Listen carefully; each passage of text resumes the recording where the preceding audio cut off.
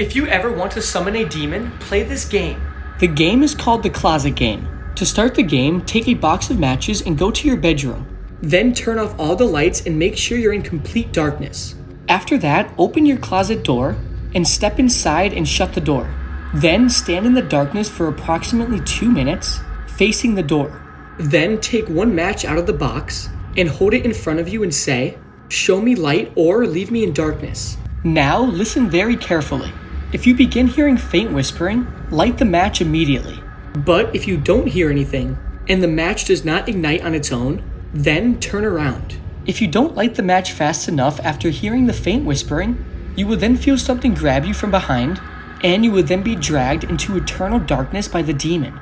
And whatever you do not stop playing the game once you begin. Facts that you probably didn't know that one day could save your life. Part 14. Ticks are way deadlier than people say they are. Lyme disease can quite literally stop your heart. If you get bitten, take it off immediately and go see a doctor. If you hear a baby crying outside, keep your door shut and dial 911. It's a trap. Drowning doesn't look like drowning. When someone is drowning, they rarely cry out, can't wave their arms around, and will often just bob in and out of the water while gasping for air. If you're trying to see if a mirror is two-sided, put your nail against the glass. If there's no gap between your nail and the reflection, run. If someone is stumbling around and sounds drunk but hasn't had any alcohol, ask them to smile. If one side of their face is drooping, get them to the hospital, they're having a stroke. There's a monument in Georgia that functions as a calendar, clock, and a compass. It also has instructions on it in different languages on how to rebuild society after an apocalypse.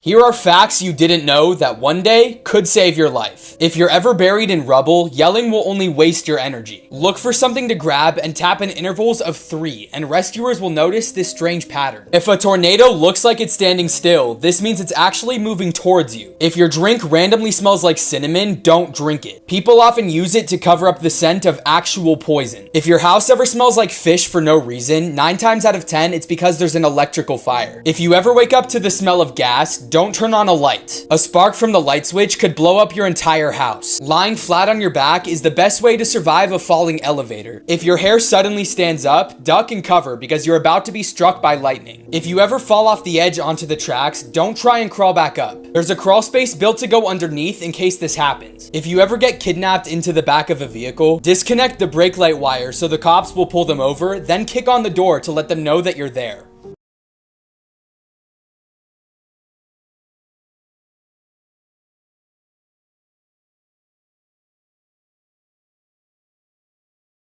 The creepiest places in the world. Lake Natron, Tanzania. Due to high levels of salt contents, everything that touches the lake turns to pure stone. Hello my friend, that is not accurate. Lake Natron is a mineral-rich lake in Tanzania. Despite its high pH levels, it has some animals that live in it, including the Alclepia fish. The misconception that it turns anything that touches it to stone comes from these photographs. Basically, animals pass away for whatever reason, fall into the water and become like mummified. A photographer found such animals at Lake Natron, but placed them in a position so they'd look like they're alive for the sake of the photo, which led to some awesome results. Also, this lake is actually where flamingos go to mate. If you're there at the right time, you will see millions. Phone numbers you should never call, part 15. This is the first phone number. This phone number was a human experiment during the World War II. They designed specific sentences to test how sound affected people in negative ways. So when you call this number, you will hear those sentences, which sound like a disturbing poem, recited by both male and female voices. This is the next phone number. If you call this phone number after midnight, you will be granted a wish. Once they pick up the phone, you just have to whisper your wish, but there will be a price. And the price is that you will be killed after some time. This is the next phone number. These type of numbers are extremely popular in Japan, and they allow you to talk with your doppelganger, and it is said that it can be a death curse. This is the next phone number. This is Murray's phone number from Stranger Things. When you call this number, you will first hear Murray yelling about his mother. Then he'll talk to Joyce and finally leave a disturbing message to you. This is the last phone number. This is the SCP number. When you call it, a voicemail will inform you that you have reached the SCP Foundation, and it will instruct you to leave the date, time, location, and a description of any incidents that you may have witnessed. Unsolved mysteries that will make your skin crawl. In early August 1963, 4-year-old Bobby Pankin and his family went on a hike in Washington State. There was a trail that led down to a waterfall that Bobby's mom wanted him and his brothers to see. And so, she set off down the trail with her 3 boys, and their father stayed behind. As they headed down the trail, it became apparent that not many people ever went down this path. The forest was super dense and it was hard to see where to go. But once they found the waterfall, 4-year-old Bobby didn't really want to go down the hill to see it. And so his mother told their middle brother to stay behind with him. Bobby's brother didn't really want to babysit him while his mom and their older brother were down exploring the waterfall. And so after a couple of minutes, he decided to leave Bobby behind and go explore. Their mother was mad, and when they went back up the trail to find Bobby, he was gone. They searched and yelled out his name, but there wasn't any reply. Police conducted a 7-day search for Bobby and they couldn't find anything. Nothing, not even blood, was left behind. And after almost 60 years, the mystery has never been solved. What do you think happened? They just took the Annabelle doll out of her case again. Hey, you know this doll said to be one of the most haunted dolls in reported history? So demonic that even looking at her could have you cursed. The craziest part is the last person who touched her and was leaving the museum was driving their car and swore they saw Annabelle in the back seat, causing them to lose complete control of their car and almost losing their lives. Just after touching the case, not the doll itself. But I guess my $1,000,000 question is, how is this wooden box keeping this demonic presence in? I understand that the box itself is blessed. But then my other question is, why are we moving the doll? Why are we trying to take it and put it in a new spot? You're just giving the doll opportunities. Now I'm gonna be honest, to the worker, to the person who's more or less risking their life taking this doll and putting it in a new case, you deserve a raise, because even wearing gloves is not enough. Or are the Annabelle movies lying about how powerful she is? Because if a wooden box is able to keep this demonic presence in for so long, and have more or less no problems with it, and be able to be moved from box to box, is the Annabelle spirit actually that strong? Now me personally, I'm not going to test that theory. You cannot pay me enough to go and touch the Annabelle doll, let alone go see her. It's just not going to happen. It's just not something I'm going to do. In the Annabelle movies, she is the most powerful demon we've ever seen. But then in real life, we just have normal people moving her with no problem. Is she actually that haunted? I don't really know.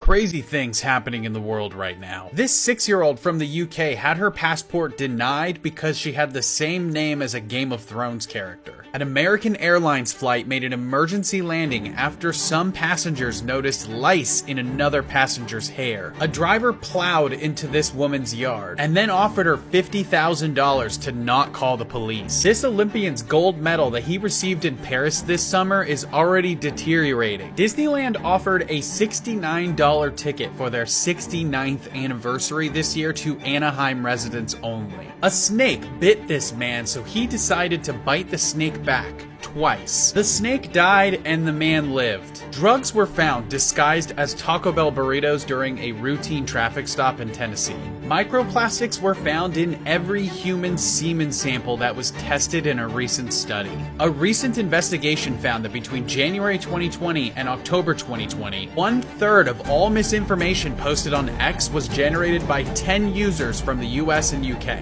This couple left their baby unattended for up to 2 weeks. Viewers' discretion is strongly advised. In 2014, Zachary Cohen met Cheyenne Harris, and a year later they had a daughter together. In 2016, Cheyenne became pregnant again, and Zachary had influenced her to use drugs even though she was pregnant. Cheyenne quickly became addicted, and she gave birth to a premature baby in the bathtub.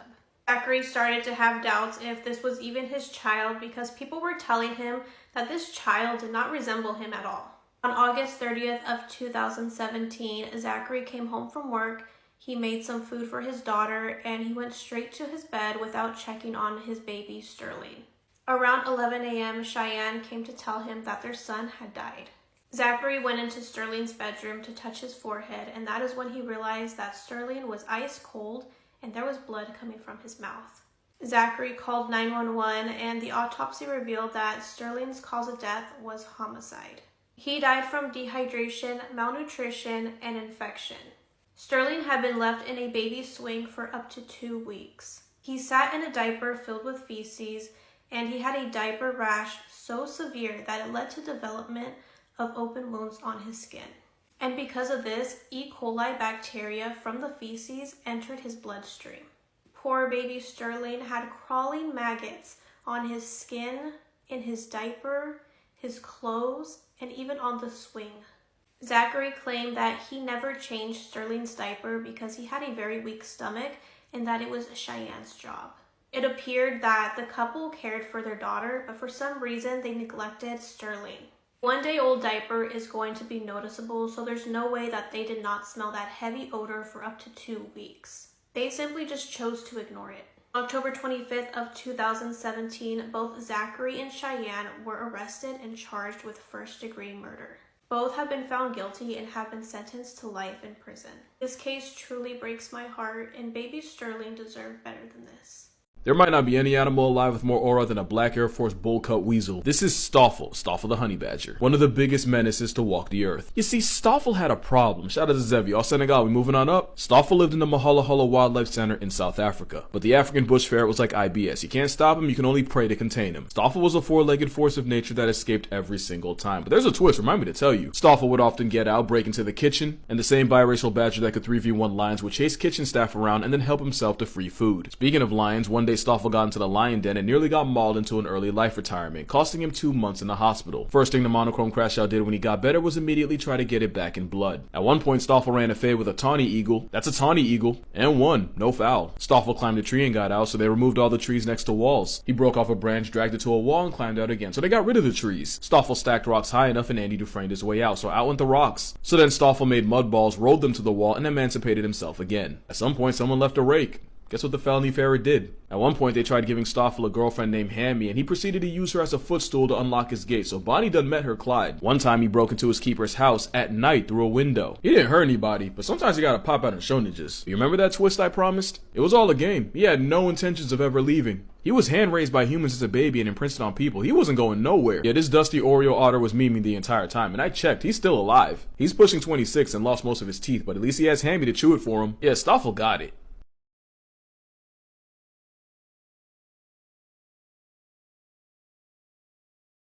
Did you know?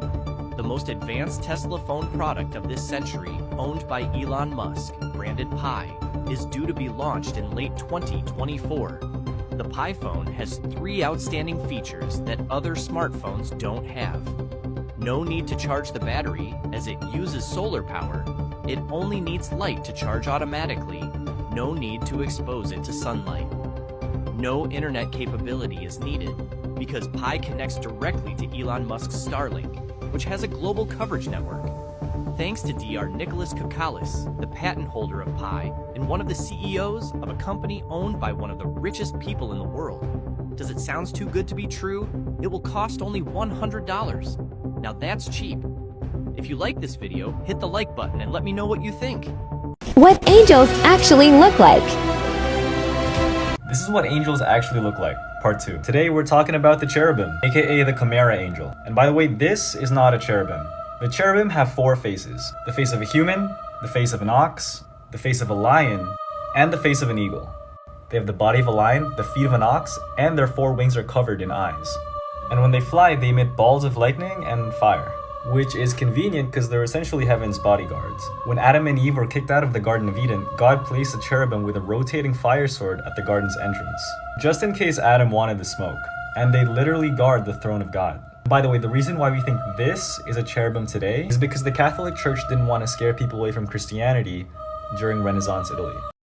Here's what to do if you drop your phone in the toilet. First, get your phone out as soon as possible and dry the outside with something like a towel. Then power off your phone completely so you avoid short-circuiting it. Now, if you have an iPhone, take out the SD card on the side, but if you have a phone that lets you remove the battery, do that to allow more airflow so it could dry better. If you can, use a vacuum to suck out the water, but if not, tilt your phone side to side to allow the water to drop out. You may be thinking, Luke, what about putting it in rice? Well, studies showed that the best and quickest way to dry your phone is to let it air dry with good air circulation. This man went to hell for 23 minutes. Listen to how he describes the demons he saw in hell.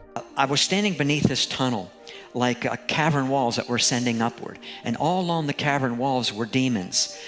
Some were only 2 and 3 feet tall. Some were 12 and 13 feet tall. But every one of them were twisted and deformed and grotesque. The most hideous looking creatures. And I noticed there were snakes crawling all over everything. And then I looked, and I was standing on a bed of maggots, just solid maggots, crawling all over everything and everybody. But remember, Jesus said, where their worm dies not, and the fire is not quenched. And he used the word maggot. And Isaiah 14:11 says, where the maggot will be spread under thee, and the worm will cover thee. This is no joke. Hell is a real place. Repent of your sins today and turn to Jesus so you never go there. Once again, when you talk about aura, you better speak on this bear. This is the boss. That's his name, no relation. He's a 700-pound walking boulder of a bear and an anime plot device in a grizzly's body. The boss has been recorded catching, murking, and eating multiple black bears. In fact, one of the first times he was ever seen was next to an expired bear, and officials had to close down the trail until the boss was done eating it. At one point, the boss hit a train and was tragically put down. The train, I mean. Oh, you didn't hear me. I said the bear hit the train. Boss ate that like it was nothing. He even shows up to the same tracks just to eat the animals that weren't strong enough to survive what he walked off. As mentioned, Boss was roughly the size of 2 prime shacks. As a whole plus-size predator, he was and is the biggest bear in the area, and it's believed he fathered more than 70% of all the bears in the area code. Mind you, he's believed to be up to 27 years old. Hey, twins, when the average male grizzly bear lives to 25. Which means Father Time getting jumped. This bear on a LeBron type of run. And you know a bear that survived a literal train barely second guesses cars, and the boss regularly crosses high-speed highways. It's anime plot armor with predatory hardware. The boss even has his own antagonist. That would be this guy, Split Lip. They've been running fades for years, and they've been in the same area for 15, so this beef may have marinated for over a decade. But I don't think Boss has taken an L yet. Boss from Banff better put some respect on the OG original grizzly. Places you should never swim, Part 1. Firstly, the boiling lake of Dominica. What makes it so dangerous is the boiling magma under the surface. It's so hot that swimming in it would burn all the skin off your body. Jacob's Well is a lake located in Texas. It's so clear that you can see right to the bottom, but if you ever swam down here, you wouldn't make it out alive. The lake is filled with hidden caves, so finding a way out would be nearly impossible. Finally, the Nile River. It's filled with crocodiles everywhere that could kill you. And if you somehow escape the crocodiles, you'll have to get through snakes. And as you try to get out, you'll run into at least 15 venomous.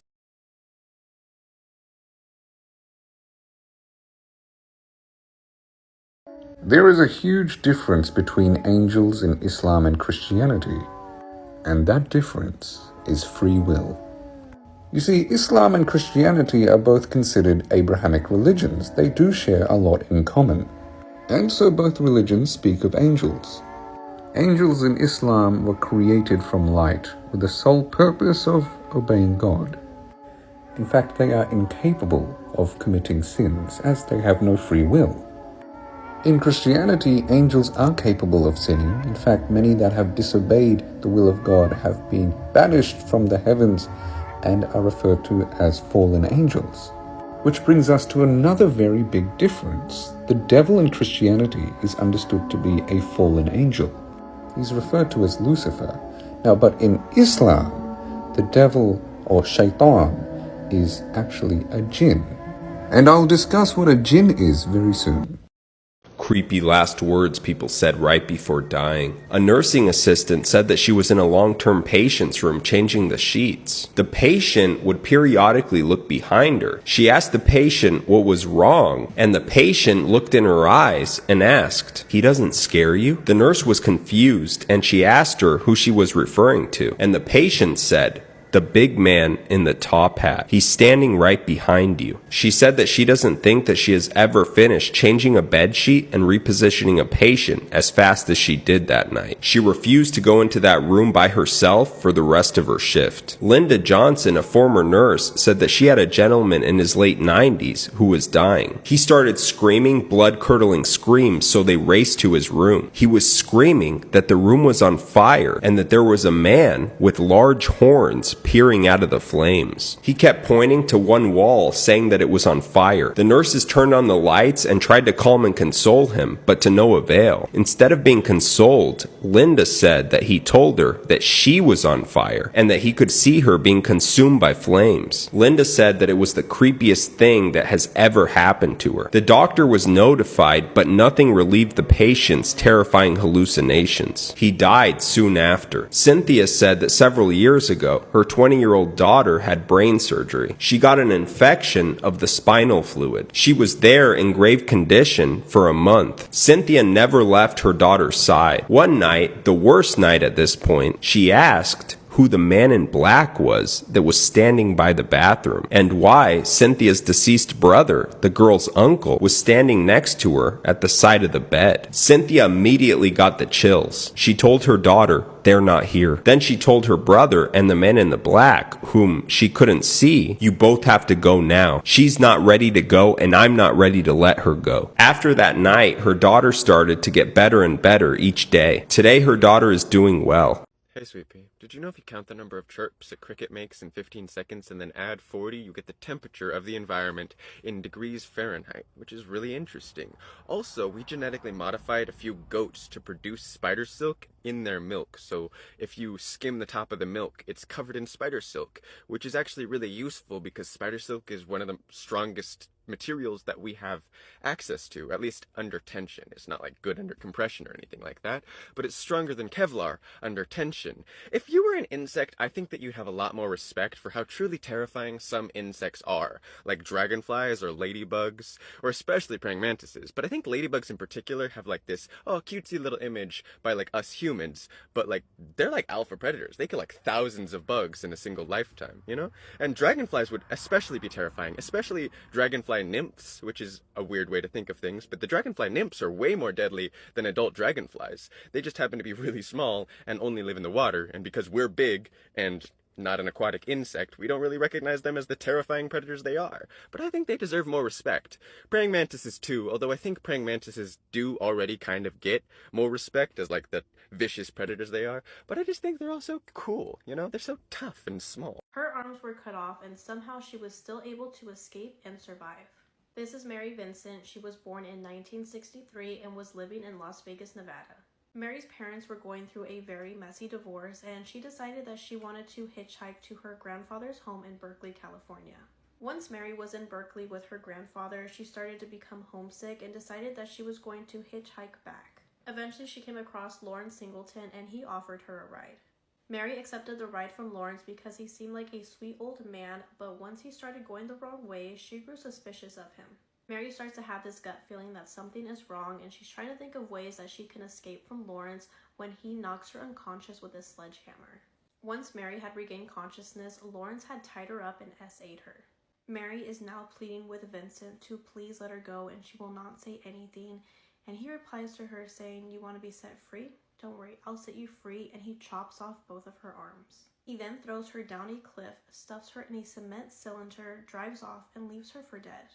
Somehow Mary was able to survive the fall and climb back up the cliff despite her injuries. Since Mary was bleeding out, she was able to dip the stumps of her forearms in mud and held them up to slow down the bleeding. Mary was walking along Interstate 5 for about 3 miles until she was able to get the attention of a couple who was able to get her medical help. As soon as Mary was in the hospital, she immediately worked with police to help identify and find her attacker, and she even postponed her sleep to make a sketch of what her attacker looked like. Once Lawrence was arrested, Mary testified in court, and he even told her in front of everybody that once he was out of prison, he was going to finish her. Lawrence was sentenced to 14 years in prison, and after 8 years, he was free. Since Lawrence was out in the world again, he did not learn his lesson. He attacked a mother of 3 and then took her life. Mary ended up testifying against him once again, and he was sentenced to death, but before he could be executed, he ended up dying on death row from cancer.